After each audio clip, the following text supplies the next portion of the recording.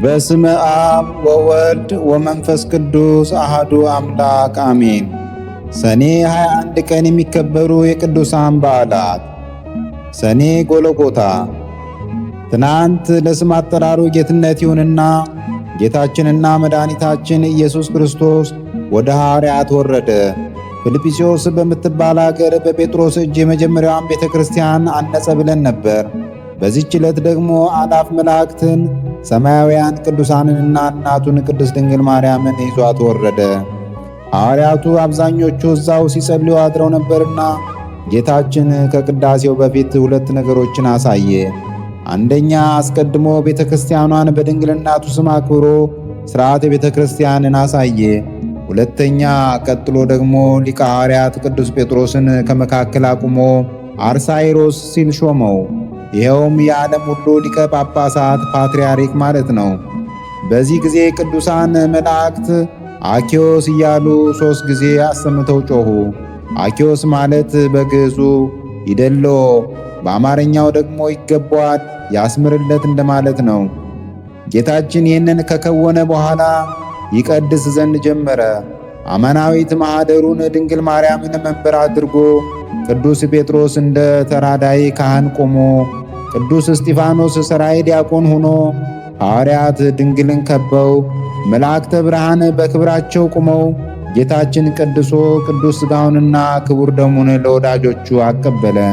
በዚያች ዕለት በፍጡር አንደበት ተከናውኖ ሊነገር የማይችል ደስታ ተደረገ።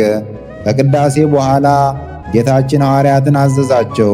ከዚህ ቀን ጀምሮ በመላው ዓለም በእናቴ በማርያም ስም አብያተ ክርስቲያናትን አነጹ።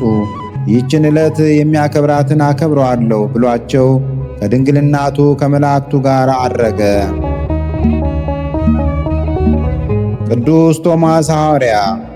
ዳግመኛ በዚህ ቀን ሐዋርያው ቅዱስ ቶማስ ይታሰባል። ይኸውም ከህንድ አውራጃዎች በአንዱ ወንጌልን ሰብኮ እኩሎቹ ሲያምኑ እኩሎቹ እምቢ አሉ። ቅዱስ ቶማስም ያመኑትን ከጣዖት አምልኮና ከዝሙት ሽሹ ብሎ መከራቸው። ምክሩን ከሰሙት አንዱ በዚያ ምሽት ሊጠጣ ወደ መሸታ ቤት ይገባል።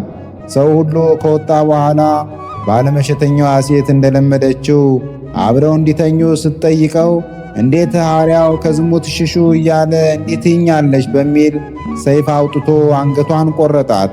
እርሱ መልካም ያደረገ መስሎታል። የሠራው ሥራ ወይም መግደሉ ግን አሕዛባዊ ግብር ነው። በማግስቱ ቅዱስ ቶማስ ነገሩን ሰምቶ ሰዎችን ሰበሰበና ይህንን የአውሬ ድርጊት የፈጸመ ማን ነው ሲል ጠየቀ። ፈጻሚው ግን አልታወቀም በሚል ዝም አለ። ወዲያውም ቅዱስ ሐዋርያ ዳቦ አንስቶ ቆረሰና ለበረከት እያነሳችሁ ውሰዱ አለ። ሰውየው ተራውን ጠብቆ ሊያነሳ ሲል እጁ ሰለለች።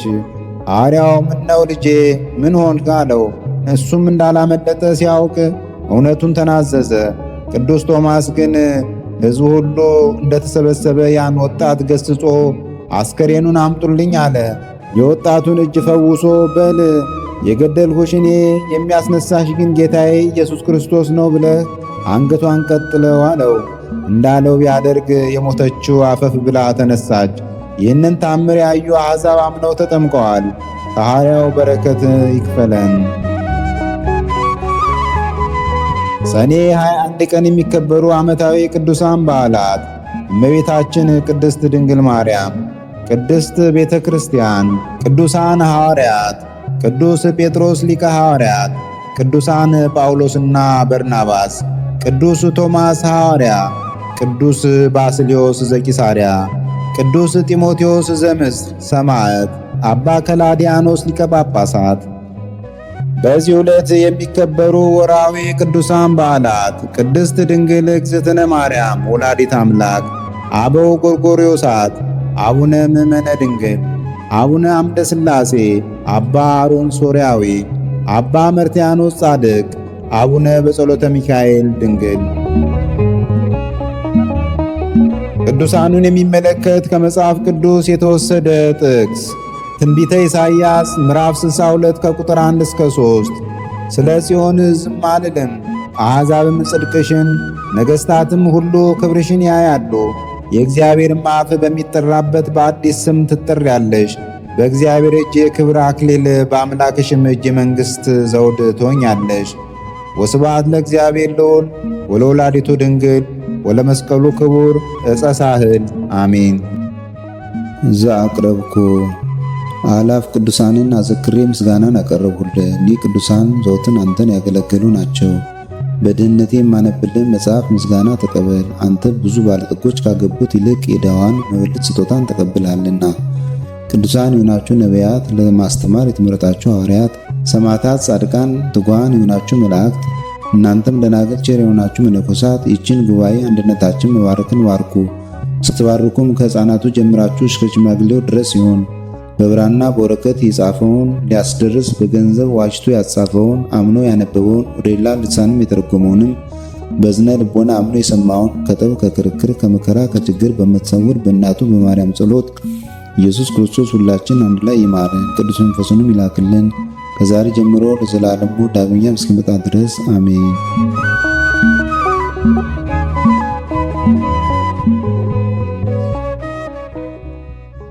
ነቢያት ወሐዋርያት